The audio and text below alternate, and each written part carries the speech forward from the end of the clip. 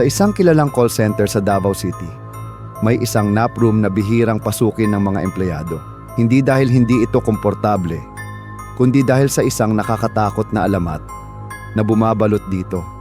Malamang makaka-relate mga call center sa Davao City kasi tinatawag nila itong Junjun tuwing nagpaparamdam. 3 taon na ang nakalilipas, may isang empleyado na nagngangalang Mark. Laging pagod si Mark, kaya tuwing break, diretso siya sa nap room para makatulog kahit sandali. Isang madaling araw, habang tahimik ang buong opisina at naka-night shift ang karamihan, pumasok si Mark sa nap room.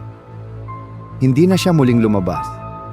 Natagpuan siyang wala ng buhay kinabukasan, inatake sa puso habang natutulog. Simula noon, kakaibang mga bagay na ang nangyayari. Una ay ang mga tunog. May mga nagsasabing tuwing 3:00 ng madaling araw, maririnig ang paghinga sa loob ng nap room kahit walang tao. Minsan, may tila kaluskos ng sapatos na parang may naglalakad, pero wala namang makikita. Ang aircon daw ay kusaring namamatay at muling bubukas, sabay kasunod ang mahihinang hikbi. Pangalawa, ang banyo ng babae.